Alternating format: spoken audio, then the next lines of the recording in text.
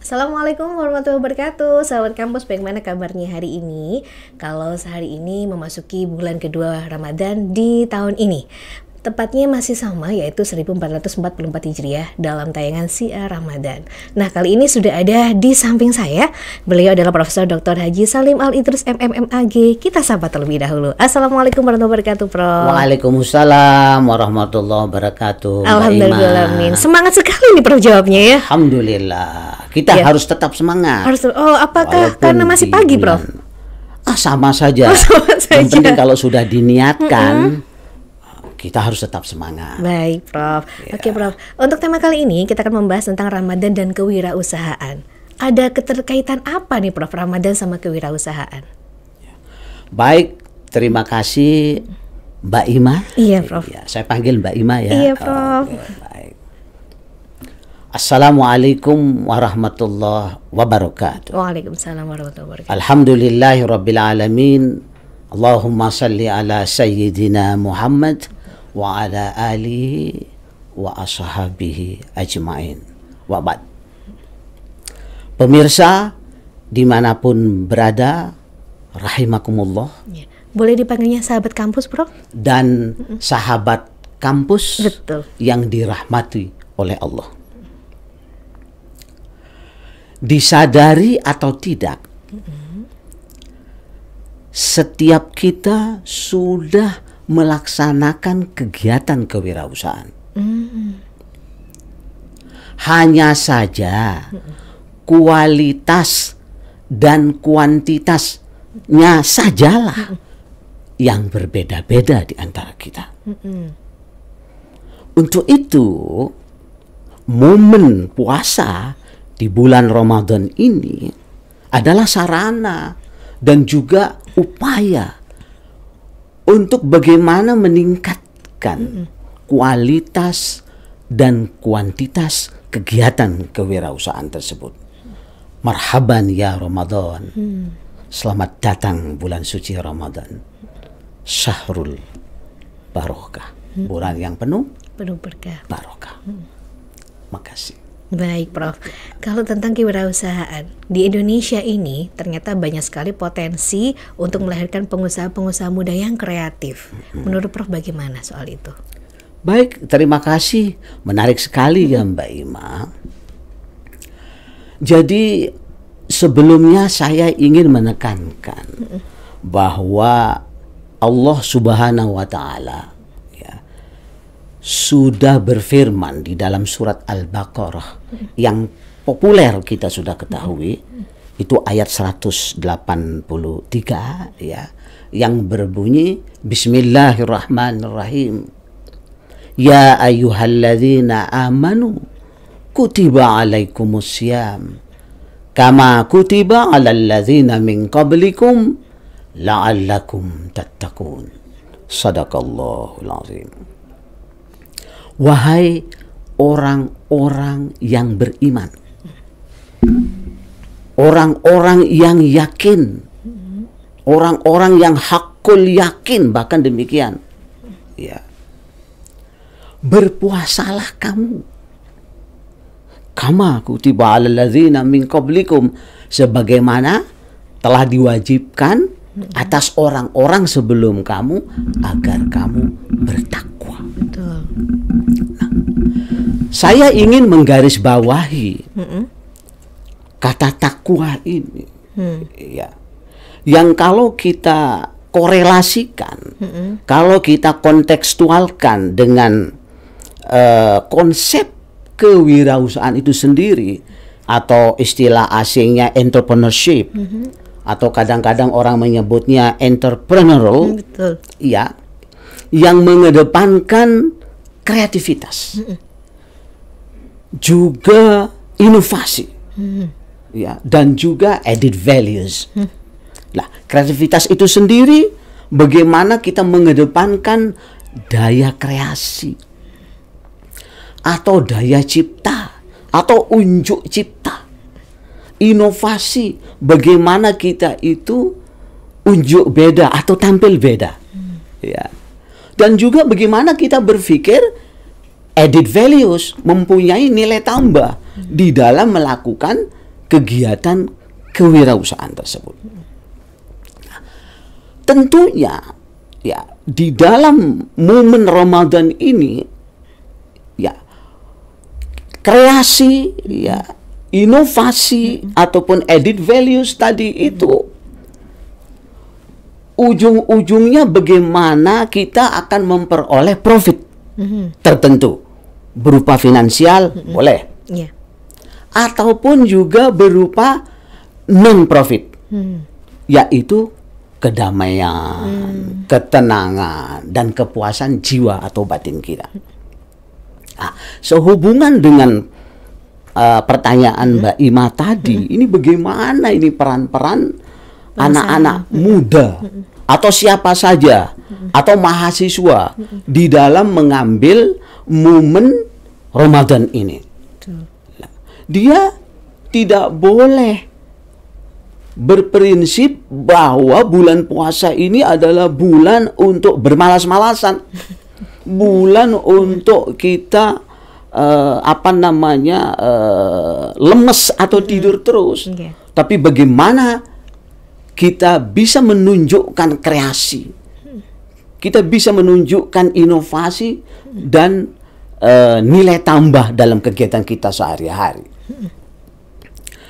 Kalau boleh saya memberikan contoh bagaimana anak-anak muda itu ya walaupun tidak mempunyai usaha, walaupun tidak mempunyai bisnis, tetapi dia bisa menggunakan prinsip yang namanya BOBOL, bobol.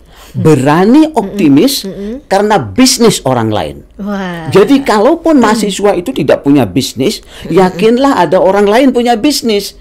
Kita bisa bersilaturahim, lalu kita akan menjualkan dia punya produk. Seperti itu. Kalau alasannya anak-anak muda itu tidak ada punya duit untuk berwirausaha, lebih-lebih di momen Ramadan ini, yakinlah ada orang lain punya duit. Iya, ada orang lain punya duit. Mungkin sementara barangkali bisa minjam dengan orang tuanya, dengan ibunya. Atau dalam hal ini, jauh-jauh sebelumnya sudah mempersiapkan proposal untuk minjam di bank. Ya. Atau barangkali kita bisa menggunakan prinsip yang namanya BOTOL, botol itu ya. Berani optimis karena tenaga orang lain.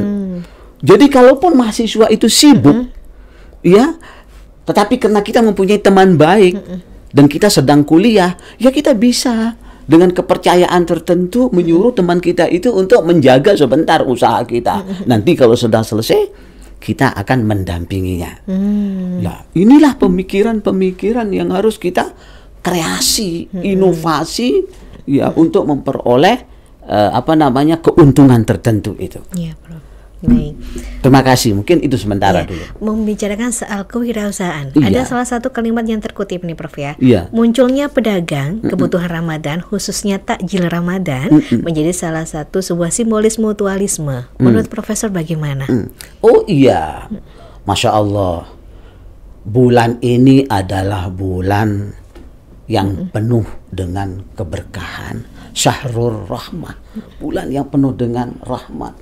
Ya. Syahrul Maghfirah, bulan yang penuh dengan pengampunan. Artinya di dalam bulan puasa ini, ya, di dalam bulan Ramadan ini, memang Allah melatih kita, ya, untuk lebih berempati, ya, kepada sesama, ya, kepada sosial masyarakat kita, ya, kepada orang-orang yang barangkali kategori kurang berpunya. Kalau ada kita punya kelebihan, kita bersodakoh. Berbagi. Kemudian bagaimana juga kita bisa bersodakoh berupa takjil kepada mana masjid-masjid, ya. Kemudian barangkali panti asuhan atau panti anak yatim dan sebagainya. Karena kita sudah diberikan suatu keyakinan oleh sabdanya Rasulullah itu yang sama-sama kita ketahui, ya, bahwa ini bulan rahmah, bulan yang pelimpat gandaan pahalanya berlipat-lipat bila kita melakukan suatu ibadah ataupun amal-amal kebajikan, termasuk di dalamnya takjil tadi. Ya, ibadah-ibadah sunnah diganjar wajib, Masya Allah. Ibadah-ibadah wajib diganjar berlipat-lipat, bahkan sampai 700 kali. Mungkin juga tidak terhingga. Lah, siapa yang melalaikan hal ini sungguh sangat tidak beruntung kalau menurut saya. Seperti itu. Baik, Prof. Kalau kita ngomongin soal yang simbolis mutualisme tadi ya, Prof ya. Terus kan kita ngelihat kalau bulan Ramadan ini ternyata tingkat belanjanya khususnya orang Indonesia itu sangat meningkat sekali. Nah, bagaimana sih caranya agar kita itu bisa meratakan antara dari yang sifatnya kayak memang kita untuk belanja kita meningkat tapi tujuannya untuk berbagi ke orang lain. Tapi kan ada juga yang sudah kamu tidak usah mengeluarkan biaya yang lebih banyak, fokus pada ibadah. Ada kan yang seperti itu, Prof? Ya, itu bagaimana, Prof? Ya, saya ingin meluruskan. Ya, saya ingin meluruskan bahwa ibadah itu bukan semata-mata yang bersifat vertikal. Ya, tetapi ibadah itu juga sifatnya horizontal. Nah, itu banyak yang belum tahu nih, Prof. Ya. Artinya ibadah-ibadah vertikal itu atau ibadah-ibadah yang sifatnya mahdhah. Ya. Ya, contohnya ya kita sholat, ya puasa, ya zakat, ya haji. Itu ya boleh dikatakan suatu kewajiban yang sifatnya rutinitas kita lakukan. Tetapi kita juga harus melakukan ibadah sifatnya ghairu mahdhah sesudah yang wajib itu tadi. Lah, bukankah di momen Ramadan ini yang namanya ghairu mahdhah itu pahalanya berlipat-lipat? Kita mengajarkan Al-Quran, kita tardarus Al-Quran, kita mengajarkan orang ngaji, kita bersodakoh, kita beramal soleh, dan kebajikan-kebajikan lainnya. Ini luar biasa, karena sudah ada janji dari Rasulullah, pahala kita berlipat-lipat tadi. Ya, jadi ini peluang yang harus kita ambil. Oleh karena itu, mari kita berusaha sekuat tenaga untuk jangan bermalas-malasan. Bahwa Ramadan ini juga termasuk syahrul jihad, bulan perjuangan, bulan jihad. Ya, bulan jihad, bulan perjuangan. Ya, yang harus kita jangan bermalas-malas di dalamnya. Baik, makasih. Kita kembali lagi ke tema kita yang kewirausahaan, Prof ya. Bagaimana dengan munculnya pedagang yang dadakan, Bro? Itu kan banyak sekali. Itu gimana, Bro? Ya, terima kasih. Itulah keberkahan daripada bulan Ramadan. Ya, keberkahan dari bulan Ramadan. Jadi kalau kita meyakini bahwa bulan Ramadan ini benar-benar bulannya Allah, syahrullah. Ya. Kemudian syahrul rahmah, bulan yang rahmah, syahrul riyadah, bulan untuk kita latihan, ya. Syahrul jihad tadi, syahrul sabr, bulan untuk melatih kesabaran, dan seterusnya masih banyak itu sebutan-sebutan bulan Ramadan ini, ya. Jadi kalau kita kaitkan dengan itu, ya, adanya muncul wirausaha ya, dadakan yang kebanyakan barangkali kalau kita amati itu adalah para mahasiswa ya, kebanyakan itu dengan niat yang sungguh-sungguh ya, dengan tadi itu kan prinsip tadi yang saya sampaikan itu kan, kadang-kadang mahasiswa itu, dan saya juga sempat turun lapangan. Oh, langsung terjun turun lapangan loh. Saudara ini menjual gorengan. Apakah saudara menggoreng sendiri? Oh, tidak, Pak. Saya ngambil di tempat orang. Arti dia sifatnya konsinyasi. Ada orang titip jual kepada mahasiswa itu. Artinya yang laku dibayar, yang tidak laku dikembalikan. Itu kan, itu artinya berani optimis karena bisnis orang lain atau produsen itu kan. Itu banyak sekali bermunculan. Ada juga mahasiswa yang wanita menjual aneka macam model-model mukena ya. Ada model-model fashion ya, macam-macam itu kan. Ada kue-kue Ramadan, kue-kue takjil macam-macam dan seterusnya. Itu saya amati rata-rata mereka itu konsinyasi ngambil sama produsen. Dan subhanallah, memang ini bulan yang dirahmati ya. Produsen itu mengiyakan, silakan dibawa. Karena kemungkinan kita untuk melakukan berbuat dosa di dalam bulan Ramadan itu kecil. Iya, kita tidak akan berbohong, kita tidak akan menipu, kita tidak akan merampok. Itu kecil kemungkinan. Bahkan kita diharapkan dalam bulan puasa ini bagaimana jangan melakukan hal-hal yang kurang bermanfaat. Ya, seperti ya nonton film, itu tidak perlu.